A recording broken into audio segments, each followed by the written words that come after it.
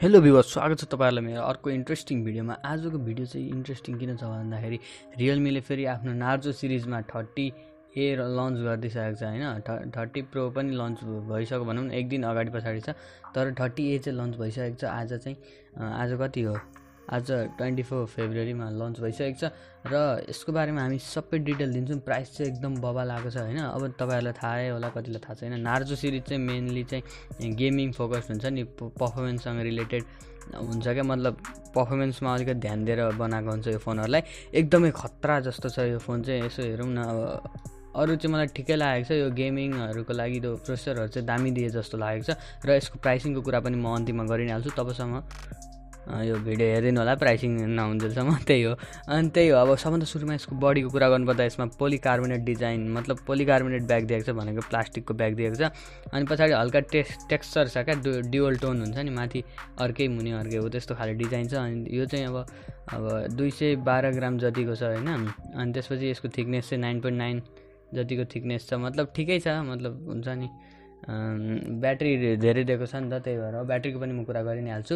राम्रो छ यसको बडी चाहिँ, मलाई सही लाग्यो डिजाइनहरू। नार्जो चाहिँ यस्तो क्यामेराको मुनि लेखेको छ हैन, नार्जो भनेर, ठिकै छ बडी, मलाई ठिकै लाग्यो डिजाइनहरू सबै। अनि त्यसपछि डिस्प्लेको कुरा गर्नुपर्दा यसमा चाहिँ 6.5 इन्चको HD प्लसको IPS डिस्प्ले।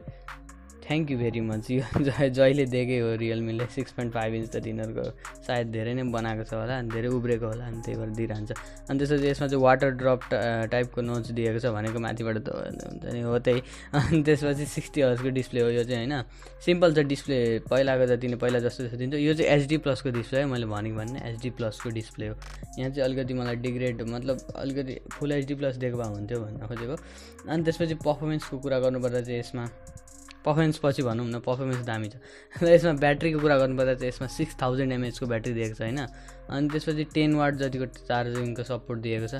अब यही हो, बजेटहरू फोन हो, अब बजेट फोनहरूमा यस्तै हुन्छ। 6000 mAh ब्याट्री चाहिँ दामी छ हैन, खतरा टिक्छ, 2 दिनै टिक्न सक्छ। अनि ब्याट्री चाहिँ के अरे, चार्जर चाहिँ 10 वाटको मात्रै दिएको छ क्या। यो चाहिँ अलिकति 15 देखि 20 वाटसम्म दिएको भए, 18 वाटसम्म दिएको भए चाहिँ सही हुन्थ्यो जस्तो लाग्छ मलाई। अनि त्यसपछि अब यसको क्यामेराको कुरा गर्नुपर्दा चाहिँ यसमा ड्युअल क्यामेरा सेटअप दिएको छ हैन। 13 मेगापिक्सलको मेन सेन्सर छ भने 2 मेगापिक्सलको ब्ल्याक एन्ड व्हाइट भन्ने सेन्सर दिएको छ। यो चाहिँ मलाई ठिकै लाग्यो। अब यो बजेट फोनमा यस्तै हो, 13 मेगापिक्सलले ठिकठाक फोटोहरू खिचिहाल्छ। यसमा चाहिँ स्लोमोहरू, अनि पोर्ट्रेट मोड, नाइट मोड, यस्तो यस्तो फिचर्सहरू दिएको छ। अनि त्यसपछि अरू थुप्रै फिचर्सहरू पनि दिएको छ यसमा। अनि त्यसपछि अगाडि चाहिँ फ्रन्टमा चाहिँ 8 मेगापिक्सलको सेल्फी छ, यो पनि काम चलाउ भिडियोहरू खिचिदिन्छ 1080p मा। अनि त्यसपछि ब्युटी फिल्टर भयो, पोर्ट्रेट मोडहरू सबै छ यसमा पनि, यो पनि ठिकै लाग्यो मलाई हैन, दामी छ। अनि त्यसपछि अब पर्फर्मेन्सतिर आउँ। पर्फर्मेन्सको कुरा गर्नुपर्दा चाहिँ यसमा मिडियाटेकको हिलियो G85 भन्ने सेन्सर छ।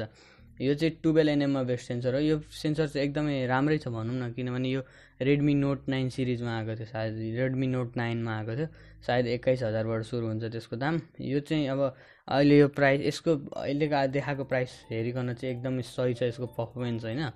अनि त्यही हो। अब अरू कुरा गर्नुपर्दा यसमा ऱ्याम र स्टोरेजको कुरा गर्नुपर्दा यसमा LPDDR4X ऱ्याम भयो, अनि UFSहरूको स्टोरेज दिएको छ, राम्रै छ ऱ्याम र स्टोरेजको सपोर्ट। अनि सफ्टवेयरको कुरा गर्नुपर्दा यसमा रियलमी UI 1 भन्ने दिएको छ। अब 2 दिएको भए हुन्थ्यो, अब अपडेट आउँछ होला। अनि एन्ड्रोइड 10 नै छ क्या, अब 11 दिए हुन्थ्यो क्या। अब नयाँ नयाँ फोन हो, 11 दिँदा हुन्छ। अब बजेट फोन भनेर हेर्न सकेको हुन्छ, तर एन्ड्रोइड 11 दिएको भए मजा आउँथ्यो। अनि सबै इम्पोर्टेन्ट सेन्सरहरू छ क्या, अब यो गेम खेल्नेहरूको लागि, जस्तै जाइरोस्कोपहरू, जाइरो के भन्छ नि, हो त्यस्तोहरू सबै सेन्सर दिएको छ।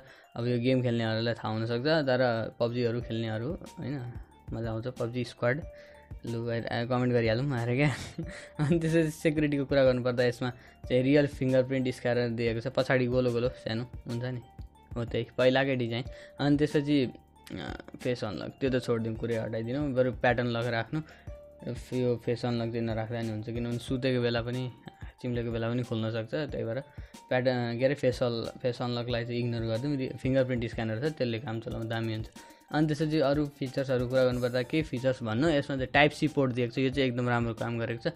अनि 3.5mm को हेडफोन ज्याक दिएको छ, धन्न हटाएन रियलमी X7हरू जस्तै दिएछ, मजा आयो ल। अनि त्यसपछि यसमा चाहिँ नराम्रो कुरा के हो भन्दाखेरि वाइड वान L1 को सपोर्ट दिएको छैन क्या। यो चाहिँ अब हुन्छ नि, अब नेपालमा त त्यति हुँदैन, इन्डियातिर चाहिँ अलिकति हुने रहेछ। त्यो नेटफ्लिक्सहरू धेरै हेर्छन् नि त उता, यता पनि हेर्छन् हेर्न त, तर उताकोले अलि बेसी नै हेर्छन्। अनि त्यही हो, तर यस्तो के अरे यो बजेट फोनहरूले त्यस्तो पनि हेर्दैन, त्यही पनि दिएको भए हुन्थ्यो, किनभने साउमीहरूले दिइरहेको हुन्छ नि त। त्यही भएर अब यसको प्राइसिङको कुरा गर्नुपर्दा चाहिँ यो चाहिँ 3GB ऱ्याम 32GB स्टोरेज र 4GB ऱ्याम 64GB स्टोरेजमा दुईवटा भेरिएन्ट आएको छ। 3GB ऱ्याम प्लस 32GB स्टोरेजवालालाई चाहिँ 9000 रुपिज लिएको छ होइन। अब यसलाई कन्भर्ट गरौँ है, म क्यालकुलेटर निकालेँ, क्यालकुलेटरमा म लेखिहाल्छु। 9000 इन्टु 1.6, यसको नेपाली दाम यहाँ चाहिँ आयो 14,400। यसको नेपाली दाम लगभग 16,000सम्म आउन सक्छ, 16-17सम्म। अनि त्यसपछि 10,000लाई कन्भर्ट गरौँ है, भनेको 16,000लाई लगभग 17-18,000सम्म आउन सक्छ। 3GB ऱ्याम 32GB स्टोरेजवालालाई चाहिँ लगभग 15-16मा आउन सक्छ भने 4GB ऱ्याम 64GB स्टोरेजवाला चाहिँ लगभग 17-18सम्म 18-19सम्म आउन सक्छ। यो प्राइस रेन्जमा चाहिँ म ठिकै भन्छु, तर यसमा चाहिँ अब डिस्प्ले चाहिँ अलिकति फुल HD प्लस दिएको भए हुन्थ्यो जस्तो लाग्छ मलाई। अनि त्यसपछि त्यही हो, अनि प्रोसेसर त दामी दिएको छ, डिस्प्ले चाहिँ अलिक राम्रो दिएको भए हुन्थ्यो। अनि अरू के हुन्छ नि, एन्ड्रोइड 11हरू दिएको भए चाहिँ हुन्थ्यो। अब यो चाहिँ अब ठिक प्राइसमा आयो भनौँ न, अन्डर 20,000मा बेस्ट नै भन्न सकिन्छ। ठिकै छ। M2लाई चाहिँ अलिकति अब आएको त छैन, आयो भने चाहिँ ठिकै हुन्छ भनौँ न, तपाईँहरू लिन सक्नुहुन्छ जो चाहिँ गेमिङको लागि अलिकति भेरी इन्ट्रेस्टेड हुन्छ नि, त्यस्तो छ भने। त्यही हो, अब आजको भिडियोको लागि यति नै। मन परेमा तपाईँहरूले लाइक सेयर सब्सक्राइब कमेन्ट सबै गर्न सक्नुहुन्छ। अनि त्यसपछि बेल आइकनहरू पनि सबै थिचिदिनु न, मजा आउँछ। अनि त्यही हो, आजको लागि यति नै। लु बन्द गरौँ, ल राखिहालौँ। Okay, by by. एकछिन एउटा कुरा छुटेछ। यहाँ रियलमीले चाहिँ ओभर बेकुप बनाउन खोज्यो क्या। यहाँनिर यसको नि यो क्यामेरा छ नि, ट्रिपल क्यामेरा सेटअप जस्तो देखाउनको लागि होइन, 3टा क्यामेराको त्यो चाहिँ हाल्यो होइन। त्यसपछि त्यहाँ चाहिँ AI लेखिदिइरहेछ क्या। तपाईँहरू यो ट्रेलरमा नि हेर्न सक्छु, देख्नु नि बेकुप बनाउनु कति ट्राई गरेको यार, 2टा ड्युअल क्यामेरामा त्यो गरेर त्यो नाटक चाहिँ के खानु गरिरहनु क्या होइन। अब मार्केटिङ गर्न सक्ने भन्छ।